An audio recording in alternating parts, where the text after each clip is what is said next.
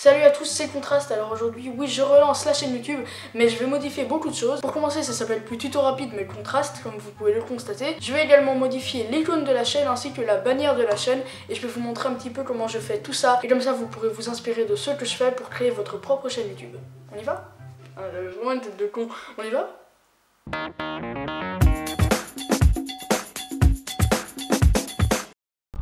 Alors pour commencer, je vais modifier le nom de la chaîne YouTube, et donc pour cela, c'est vraiment extrêmement simple. Et donc là, je me retrouve sur YouTube tout simplement, et je vais aller cliquer sur l'icône de ma chaîne. Maintenant, je vais dans Creator Studio, et une fois dans le Creator Studio, je vais tout simplement aller cliquer sur l'icône de ma chaîne à nouveau, et aller dans les paramètres YouTube. Maintenant que je suis dans les paramètres YouTube, je vais modifier sur Google, et une fois que je suis ici dans la partie à propos de moi, je vais aller cliquer ici sur le crayon, sélectionner tuto rapide, et mettre contraste à la place. Je clique sur OK. Et là, il faut le temps que les modifications s'opèrent. Mais maintenant, si je retourne sur ma chaîne, il est bien écrit contraste et pas tuto rapide. Alors maintenant que j'ai modifié le nom de la chaîne YouTube, je vais modifier l'icône. Et pour ce faire, je vais me retrouver sur Pixlr. Pixlr, c'est quoi? C'est un site internet extrêmement simple et basique que vous pouvez retrouver sur internet, c'est logique tout ça. Alors moi d'habitude pour les miniatures de mes vidéos, en tout cas pour ma chaîne principale Magie Rapide, je prends une photo de moi et je fais le détourage par masquage sur HitFilm, donc le logiciel que j'utilise pour le montage. Mais là je vais pas avoir forcément besoin de photos de moi, c'est pour ça que je vais le faire directement sur Pixlr. Et donc pour ce faire, je me retrouve sur Google Images et je vais aller taper fond blanc. Je vais prendre un fond blanc, mais alors entièrement blanc, comme par exemple celui-ci, et je vais l'enregistrer. Et donc je vais le nommer fond blanc. Et maintenant, je vais devoir le redimensionner pour qu'il ait les proportions d'une icône de chaîne YouTube. Donc je vais tout simplement aller dans Paint. Et ici, je vais tout simplement aller ouvrir l'image, cliquer sur redimensionner, pixel. Je vais décocher la case conserver les proportions. Et là, je vais mettre 800 et 800. Je clique sur OK. Et là, l'image est redimensionnée. Il me suffit simplement de l'enregistrer sous. Je vais la nommer fond blanc et remplacer l'ancienne version. Une fois que c'est fait, je peux fermer Paint et me rendre sur Pixlr Express. Alors maintenant que je suis sur Pixlr, je vais cliquer sur Browse et sélectionner fond blanc. Une fois que j'ai ajouté mon fond blanc, je vais rajouter quand même une photo, mais pour le coup, ça c'est une photo que j'avais détourée pour la bannière. Et puis au final, j'ai quand même la rajouter. Et maintenant, je peux cliquer sur Apply. Et maintenant, je vais rajouter un texte. Donc pour ce faire, je vais choisir la police d'écriture que je préfère. Pour ma part, ce sera celle-là. Et je vais écrire le nom de ma chaîne, donc contraste. Je vais modifier la couleur pour le mettre en noir et agrandir le texte. Et personnellement, je vais faire un texte comme ça. Je clique sur Apply et donc là j'ai déjà quelque chose d'à peu près correct, mais bon, c'est pas suffisant. Je vais aller rajouter une bordure, et donc il y a différents types de bordures, il y a des arrondis, il y a de la nature, il y a du vieux parchemin, il y a du film, etc. Et donc voilà l'icône finale de ma chaîne, j'en suis plutôt satisfait. Et donc maintenant je vais tout simplement la sauver à la place de mon fond blanc, comme ceci. Et maintenant il me suffit plus que remplacer l'ancienne icône par celle-ci. Et donc pour ce faire je retourne à nouveau dans à propos de moi, je clique sur le crayon, je sélectionne la photo et à la place je clique sur importer une photo, je sélectionne celle que je viens de réaliser, je clique sur OK et j'ai la nouvelle icône de ma chaîne. Et en arrivant sur la chaîne, je peux constater qu'elle a bel et bien été modifiée. Maintenant que j'ai terminé, je vais simplement faire la bannière de la chaîne.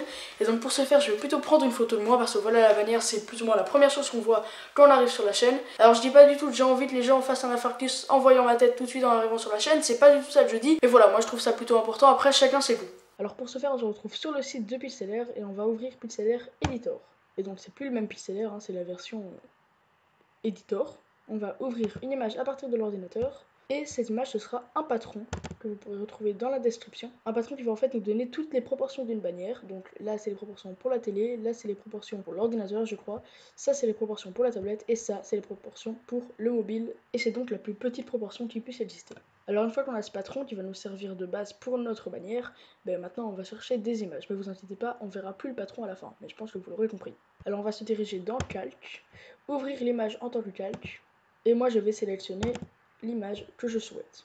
Alors maintenant, elle est bien, mais il faut la redimensionner pour qu'elle fasse la taille de la bannière. Alors pour ce faire, je vais faire Shift T. Comme vous pouvez le constater, ça va me permettre de redimensionner mon image. Mais ensuite, je peux pas simplement faire ceci, parce que comme vous pouvez le constater, les proportions ne sont pas bloquées. C'est-à-dire que l'horizontale et le vertical seront modifiées indépendamment les unes des autres. Donc pour ce faire, je vais aller cliquer ici sur la poubelle, et faire non, ne pas appliquer les modifications. Ça va donc revenir à mon image de base. Je vais refaire Shift T ou CTRL T si je suis sur Mac. Et là, cette fois, je vais devoir maintenir Shift enfoncé. Et là, elle sera modifiée normalement. Sauf que c'est très galère par contre de bien la modifier, mais c'est pas grave. Je vais y arriver, j'espère. Oui, non, alors peut-être pas comme ça. Ah ouais, alors non, ne pas appliquer les modifications. On recommence.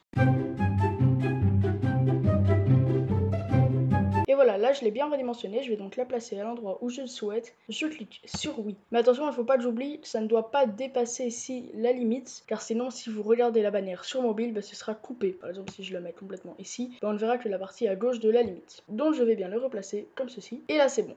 Maintenant je vais rajouter un titre, en l'occurrence le nom de ma chaîne. Donc je vais cliquer sur l'outil texte, ici. Je vais cliquer sur l'image, et là je vais écrire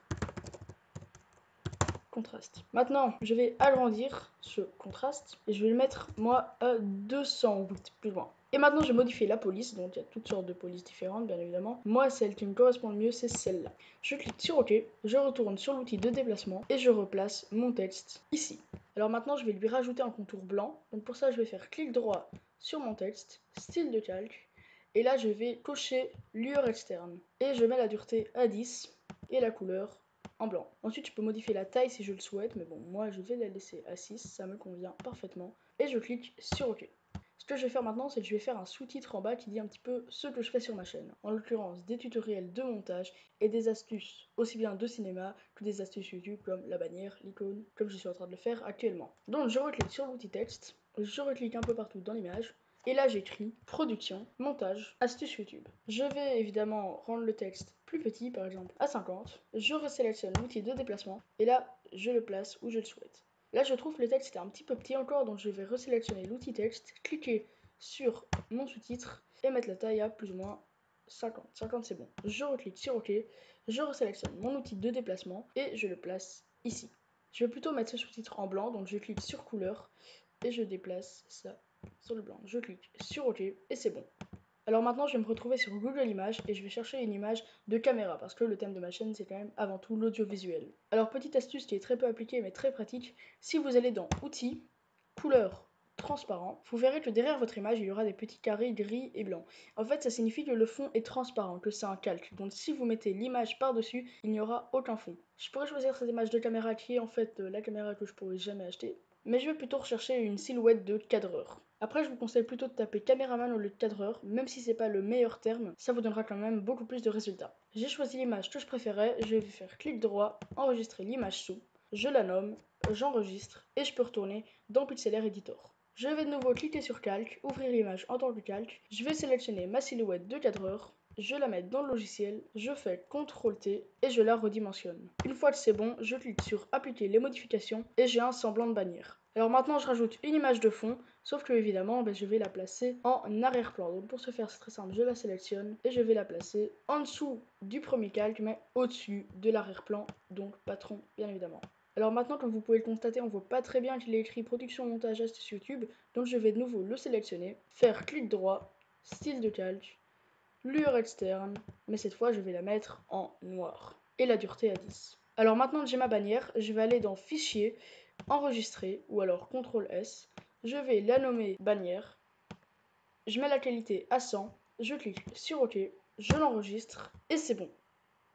Je vais maintenant me rendre sur YouTube pour la mettre à la place de ma bannière actuelle, tout en laissant quand même cette fenêtre ouverte au cas où il y aurait un problème, parce que sinon je perdrais mon projet. Alors maintenant je suis dans personnaliser la chaîne, je clique sur modifier l'illustration de la chaîne, je sélectionne une photo sur mon ordinateur, et bien entendu ce sera la bannière. Et là je peux voir à quoi ça ressemblera sur mobile, sur la télé, mais bon personne ne regarde sur la télé et heureusement, et sur l'ordinateur.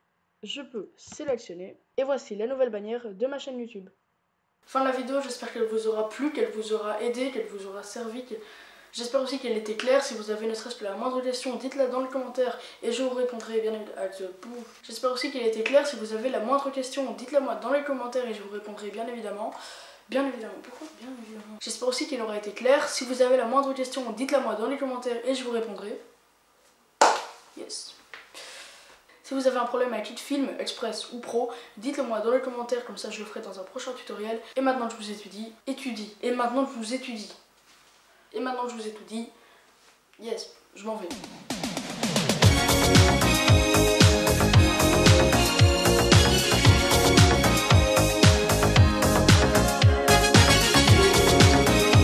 par contre si vous vous êtes pas abonné, faites-le tout de suite, ce sera beaucoup plus pratique et vous serez alerté des prochaines vidéos qui viennent. Et voilà, maintenant je vous dis au revoir.